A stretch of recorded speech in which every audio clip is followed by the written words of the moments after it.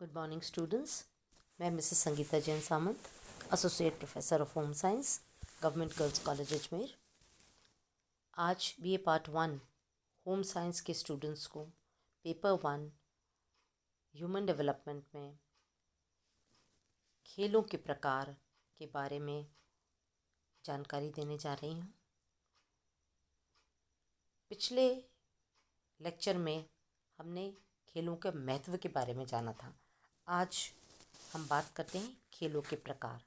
देखिए, खेलों का वर्गीकरण जो है यह भिन्न भिन्न आधार पर किया जाता है।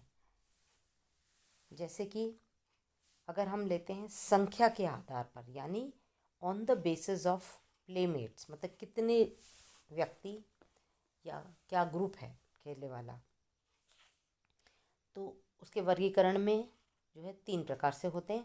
जैसे पहला है समानांतर खेल। जो छोटे बालक होते हैं शैशवावस्था में, उनका क्या होता है, वे खेलते तो हैं मगर वे एक दूसरे के साथ नहीं खेलते, वे अलग अलग खेलते हैं, पैरेलल खेलते हैं। मतलब एक बच्चा उधर खेल रहा है या दूसरा बच्चा कहीं और खेल रहा है, पर वो अपने आप में खेलते रहते हैं और पैरेलल खेलते हैं। तो इसलिए हमको बोलते हैं समानांतर खेल।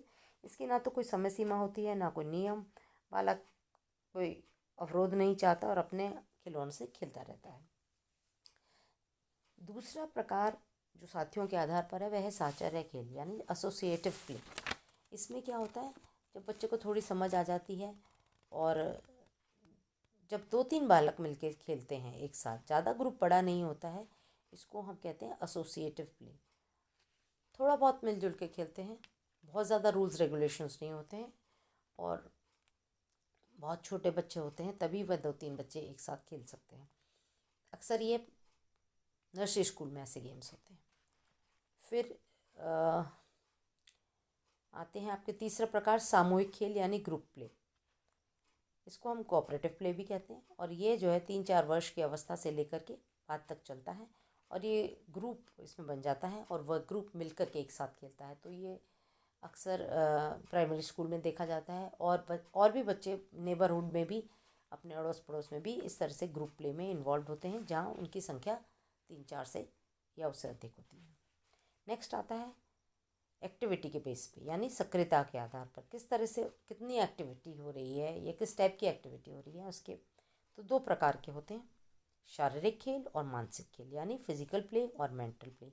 फिजिकल प्ले जैसे कि शब्द से ही समझ में आता है, इसमें काफ़ी सारी शारीरिक एक्टिविटी होती है और बच्चा दौड़ने भागने इन सब के साथ इस तरह से शारीरिक खेल खेलता है। अक्सर ये आउटडोर गेम्स होते हैं।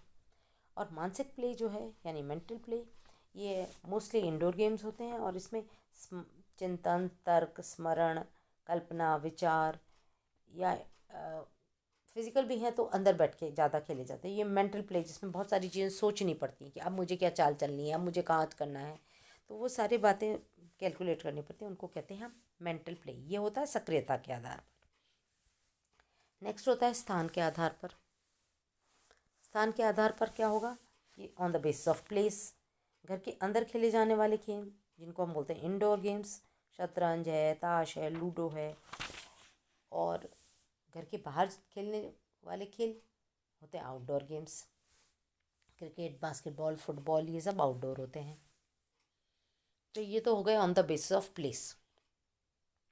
नेक्स्ट आता है आपका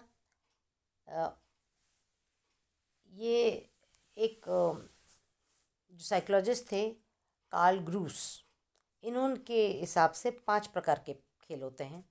इन्होंने कोई पर्टिकुलर स्टाइल नहीं लिया है वर्गीकरण का, मगर इन्होंने कहा है कि 5 प्रकार के होते हैं। पहला है ऑब्जर्वेटिव प्ले, यानी परीक्षणात्मक खेल।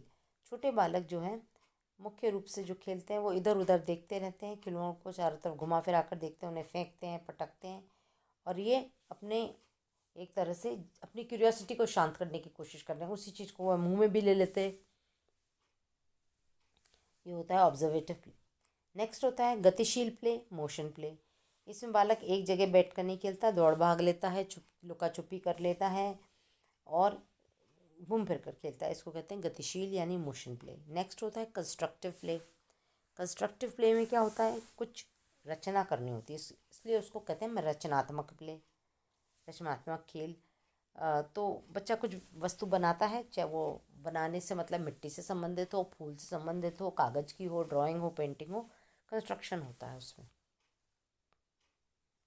तो कंस्ट्रक्टिव प्ले या रचनात्मक प्ले। फिर आता है आपका बौद्धिक खेल यानी इंटेलेक्चुअल प्ले।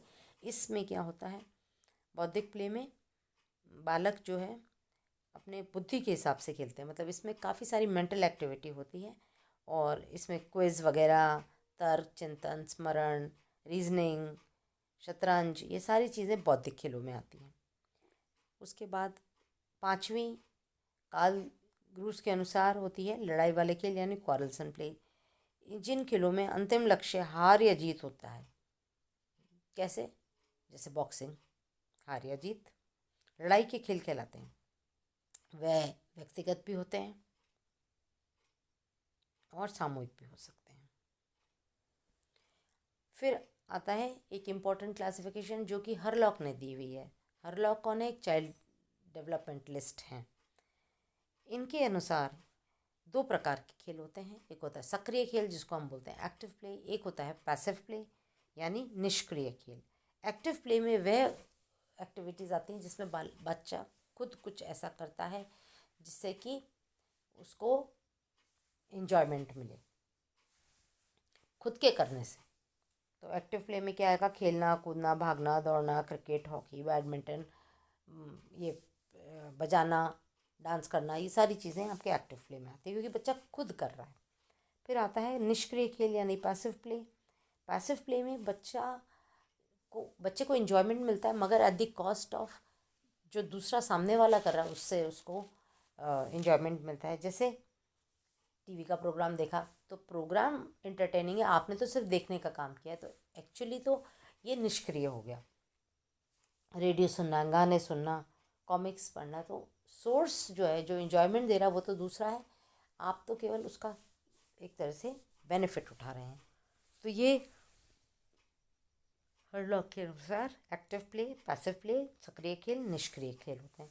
आप देखेंगे, आपको हम एक चार्ट दिखाते हैं जो अलग अलग तरह से इनका वर्गीकरण किया है। देखिए, इस खेल के साथियों के आधार पर, सक्रियता के आधार पर, स्थान के आधार पर और हरलॉक के अनुसार जो है क्या क्या आपके खेलों के प्रकार हो सकते हैं।